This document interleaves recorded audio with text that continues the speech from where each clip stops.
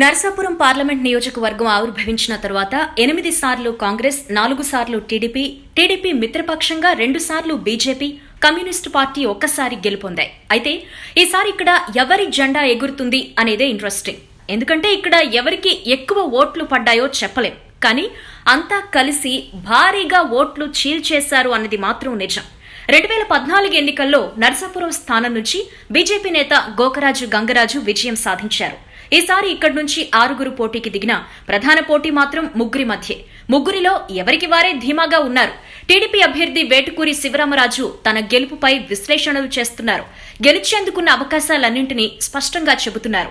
నియోజకవర్గంలో బలమైన పార్టీ శ్రేణులు, ప్రభుత్వ సంక్షేమ పథకాలు, అభివృద్ధి, ప్రజలకు అందుబాటులో ఉంటూ పనిచేయటం ఇవన్నీ టీడీపీకి కలిసొచ్చే అంశాలు అన్నారు. ముఖ్యంగా తనని చూసి కాదు, చంద్రబాబుని చూసి ఓట్లు వేశారు అని మహిళా ఓటింగ్ తనకు మంచి మెజార్టీ సంపాదించి పెడుతుందన్నారు. పైగా ప్రధాన పార్టీల్లో ప్రత్యర్థులు కూడా సొంత సామాజిక వర్గం వారే ఉండడం ప్లస్ పాయింట్ అవుతుంది.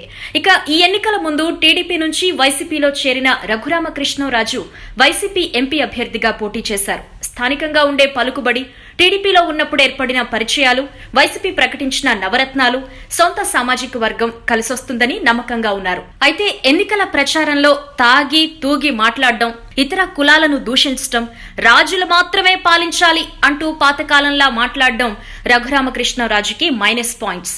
అన్నిటికీ మించి సొంత పార్టీ శ్రేణుల్లోనే సఖ్యత లేకపోవడం కూడా వైసీపీ అభ్యర్థిగా రఘురామకృష్ణరాజుకి మైనస్ పాయింట్. ఇక మెగా ఫ్యామిలీ నుంచి చిరంజీవి, పవన్ కళ్యాణ్ తరువాత తొలిసారిగా ప్రత్యక్ష రాజకీయాల్లోకి దిగారు నాగబాబు. గతంలో అన్నయ్య పార్టీకి వెనకుండి పనిచేసిన నాగబాబు ఈసారి నేరుగా రంగంలోకి దిగారు. సామాజిక వర్గంతో పాటు మెగా ఫ్యామిలీ ఫ్యాన్స్ తనకు గెలుపు కట్టబెడతారు అనే నమ్మకంతో ఉన్నారు నాగబాబు. సోదరులు చిరంజీవి, పవన్ కళ్యాణ్ల ప్రభావం, పార్టీ ప్రణాళిక, సొంత నియోజకవర్గం, సొంత సామాజిక వర్గ బలం, పార్టీ పట్ల యువత క్రేజ్ కలిసొచ్చే అంశాలైతే నియోజకవర్గంలో పెద్దగా పరిచయాలు లేకపోవడం, గెలిస్తే అందుబాటులో ఉంటారు అనే నమ్మకాన్ని ఇవ్వకపోవడం మైనస్ పాయింట్స్. ఏపీలో కాంగ్రెస్, బీజేపీ మాటెత్తితేనే జనం కొట్టేట్టున్నారు. అయినా ఇంకా ఏ మూలో ఉన్నామంటూ బరిలో దిగారు ఆ పార్టీ నేతలు. నరసాపురం నియోజకవర్గం కాంగ్రెస్ అభ్యర్థి కనుమూరి బాపిరాజు.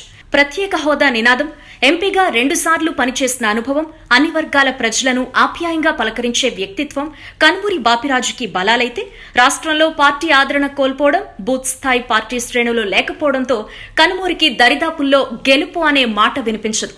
బీజేపీ నుండి పైడికొండ మాణిక్యాలరావు గెలుపు గురించి మాట్లాడుకోవాల్సిన అవసరం లేదు. ఎందుకంటే బీజేపీకి ఏపీలో ఉన్న వ్యతిరేకత అలాంటిది. ఇక ప్రజాశాంతి పార్టీ అధ్యక్షుడు కేఏ పాల్ లెక్కే వేరు. అధికారంలోకి వచ్చే పార్టీ తనదే అని చెప్పే పాల్ నియోజకవర్గంలో గెలుస్తాను అని చెప్పడంలో ఆశ్చర్యం లేదు. క్రైస్తవ మత ప్రచారకుడిగా గుర్తింపు ఉంది. ప్రధానంగా కొన్ని సామాజిక వర్గాలపై ఆశలు పెట్టుకున్నారు. అయితే ప్రజలకు దూరంగా ఉండడం, పార్టీ పటిష్టంగా లేకపోవడం పాల్ బలహీన అంశాలు. మొత్తానికి ఇక్కడ అంతో ఇంతో పోటీ ఉంది అంటే టీడీపీ, వైసీపీ, జనసేన మధ్య.